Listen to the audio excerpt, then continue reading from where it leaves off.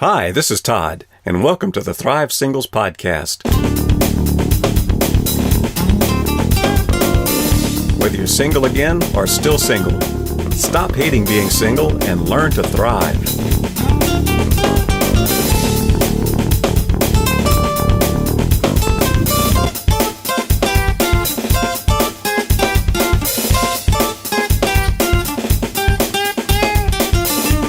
And welcome back to this week's episode of Thrive Singles Podcast. It's so good to have you with me today. Hey, can you do me a favor? Look, while you're thinking about it, go give the podcast a like or share it with somebody. Did you do it? Man, thanks. I really appreciate that. Now, on to today's topic. Make your next relationship last. Do you know fellow singles who seem to go through relationships like you or I go through jeans or shoes? They go through a predictable cycle. First they get excited about the new, then they enjoy the comfort of the familiar. But eventually, they toss out another old worn and tattered relationship and go shopping for a new one. Or maybe you are the one with the history of unsatisfying relationships. Maybe you've decided that relationships just inevitably wear out, grow old, wither and die. I don't believe that. I believe most people endure bad relationships and give up on finding a great relationship because they're doing it wrong. They just go about it in an unwise and unhealthy way. There is a better way. First, be the right person. Most people believe that their relationships end badly because they don't find the right person. This is true. Sometimes. I'll cover that a little later. But if you have had multiple relationships end badly, maybe it's time to look at the common denominator. That would be you. It is important to find the right person, but becoming the right person is probably even more important. In fact, that should be your first step. Become the kind of person that attracts the kind of person you're looking for. First, and most importantly, be whole, be healed, and be content where you are. If you ever want to be happily married, first be happily single. Begin your next relationship from a position of inner strength and self-confidence. Work on you first. See, being self-confident gives you the freedom to interact with the people you would have been intimidated by before. And being content keeps you from making the same dumb relational mistakes people make when they get desperate. It'll take time to mold yourself into a content, self-confident person. Take all the time you need to get there. Don't short-circuit the process by rushing into another relationship. Spend significant time just being single first. You'll know you're getting close to being ready for a great relationship when you desire one but don't feel a desperate need for one.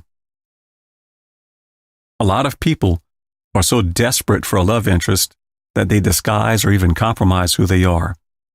Part of your journey to becoming the right person is learning who you are at your core and learning to be that person no matter where you are or who you are with. Never put on a front or compromise who you are for anybody. You can't sustain that over the long haul. If you want a relationship that lasts, become the person you want to be.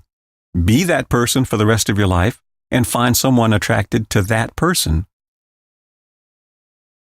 Learn to focus on others more than yourself. To find the right person, you need to learn about people. You do that by paying attention to them. Listen to what they say and how they say it. Create a safe place for them to share their heart with you. Learn what makes them tick, what excites them, and what they want their future to look like. All of this focusing on others is, in a way, self-serving. You don't want to get into a relationship with someone you don't know well. Then find the right person. Yes, once you become the right person, you do need to find the right person. But what kind of person? And where do you find them? And how do you avoid making another mistake? For starters, find the kind of person you just spent time becoming. Find a self-confident, well-adjusted, authentic person who's learned to focus on others. Don't settle for the same type of people you settled for before. It may not be absolutely essential, but it is extremely helpful if their expectations are similar to yours when it comes to sex, children, money, finances, and religion. Some couples do just fine, even though they disagree on one or two of these things, but those differences need to be brought out into the open and talked about up front, because those are the issues that tear marriages apart. So make sure you face them honestly and with a clear head. Don't think it'll all work out because you spoke about it once in some intoxicatingly romantic setting. If you want a relationship that will last a lifetime, look for someone you can talk about anything and everything with.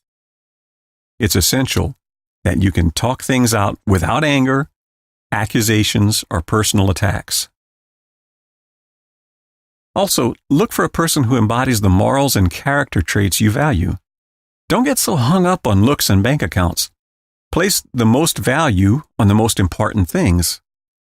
Now, that being said, some physical attraction is necessary. I mean, it'd be difficult to be married for life to someone to whom you feel little or no sexual attraction. Finding the right person is best done looking in the right places. Don't keep looking in the same old places where your last relationships began.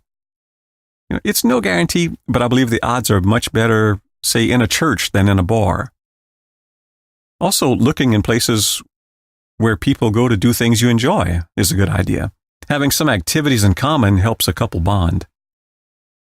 So whatever you enjoy doing, frequent places where other people enjoy that. That's a great way to meet people with whom you have something in common. Then, make a commitment. I'm a firm believer in taking your time. Never rush either process, becoming the right person or finding the right person. Take all the time you need. But if you want a great relationship, at some point, you're going to have to make a decision and fully commit to it. Our modern society has developed a phobia of commitment. Maybe it's because they saw their parents divorce. Maybe it's because shacking up is so acceptable now. Or maybe it's because they've just seen or been in so many relationships that didn't last. In any case, for too many young adults today, the thought of committing for a lifetime seems either scary, unnecessary, or impossible. But I believe that intimacy only thrives in the safe harbor of commitment. If you want happily ever after, commit to a lifetime. Is that a guarantee? No. Is it your best shot? Yes. So don't let fear or passivity rob you of the kind of relationship you really want. Take your time, do your due diligence first, but then act.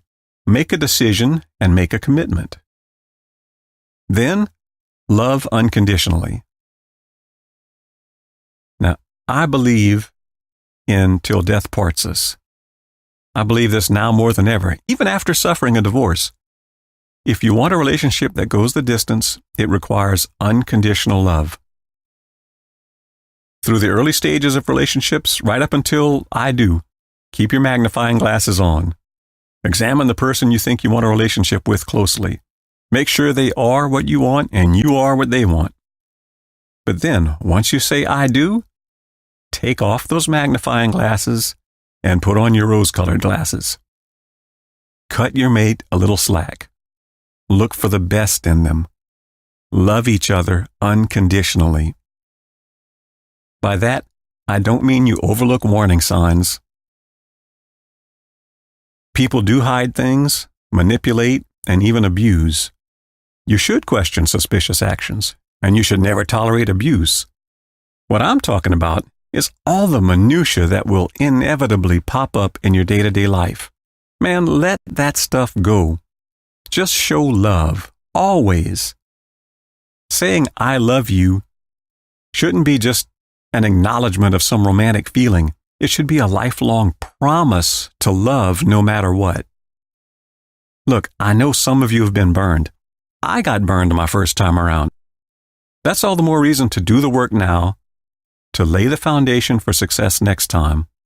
That's what I did my second time around. And that effort's been rewarded with a wonderful second chance marriage. It took a lot of work on both our parts to get here, but it was so worth it. So to make your next relationship last, become the right person. Content, self-confident, well-adjusted, authentic, and focused on others. Then find the right person. Content, self-confident, well-adjusted, authentic, focused on others, and preferably with some things in common, and someone who has strong character and morals. Then make a real commitment. Not, let's give it a try, we'll see what happens. No, a real commitment.